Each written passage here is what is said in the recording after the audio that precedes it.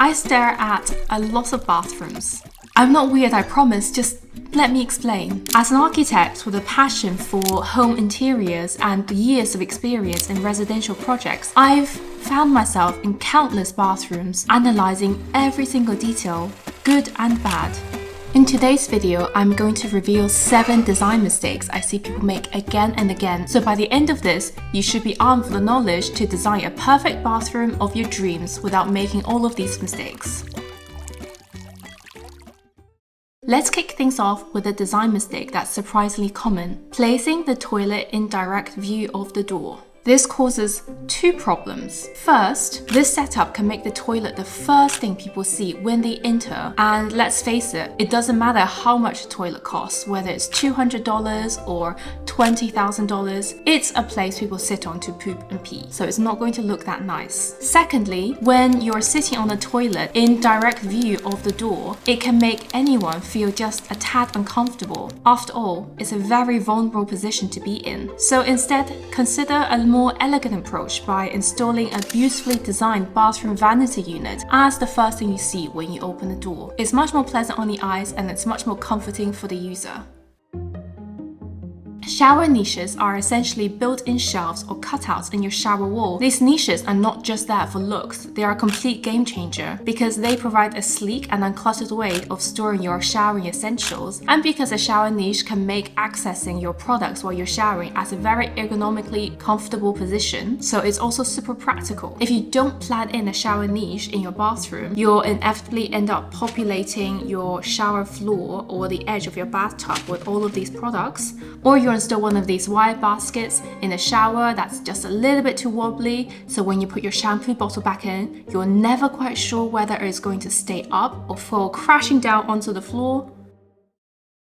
When it comes to decorating your bathroom in different colors and finishes, it's very common for people to decorate with colors like blue, gray, turquoise, and stainless steel finishes because it's associated with water and wetness. But the thing is, by default, the bathroom is already filled with harsh, hard surfaces. So if we introduce too many cold, sterile materials like super white tiles, stainless steel, along with cold toned colors, the room can end up feeling very unwelcoming and unfriendly. As human beings, we naturally gravitate towards warm and cozy spaces. And this is true even in bathrooms where everything is supposed to get wet but stay dry. Let me show you what I mean. So here I have a plain white bathroom. On one side, let's furnish it with a lot of cold colors like blues, grays, whites, tiles, stones.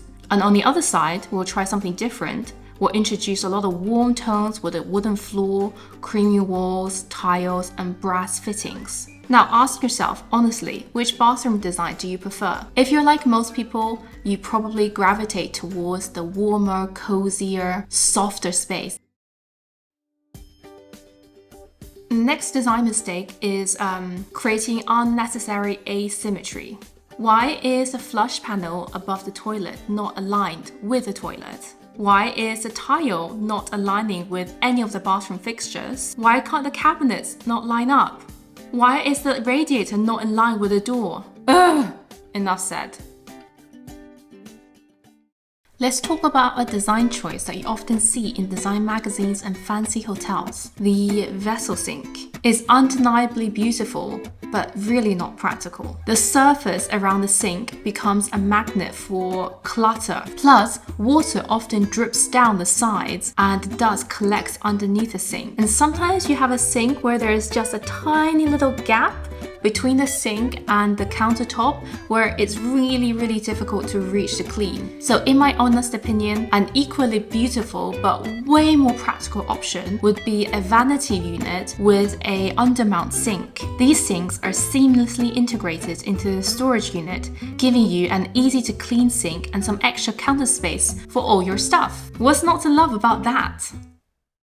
One significant oversight that people do when it comes to their bathroom design is to have insufficient or inadequate lighting. Poorly placed lighting leaves the bathroom feeling dark and dingy and a bit depressing. Yes, you're pooping, but you're not in prison. So when you're planning the lighting setup for your bathroom, yes, make sure you have an overhead light so you can see everything, but also install a lot of different types of task lighting and ambient lighting in the space. So task lighting next to the vanity unit so you can see yourself when you're brushing your teeth, and ambient lighting, so something that's on a dimmer to create more atmosphere. Additionally, you should consider the color temperature of your lighting. If you choose a light that's too yellow, it will not bring enough clarity to your face. But if you tip in the other direction and you choose a light that's too bright and white, you'll end up feeling like you're in the hospital about to get dissected. So don't do that.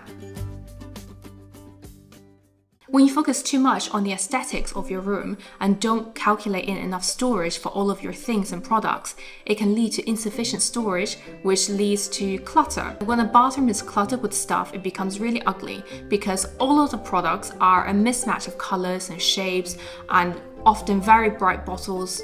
So we should avoid that. So to maximize the storage you can have in your bathroom, maybe you can think about having a cabinet that's at eye level behind the mirror instead of just having a plain mirror stuck on the wall. You can use the space beneath the sink by incorporating drawers or cabinets. So never just have a sink that's on its own with the exposed pipes. So much of that space is going wasted. And you can also install shelves above the toilet area to maximize your vertical storage.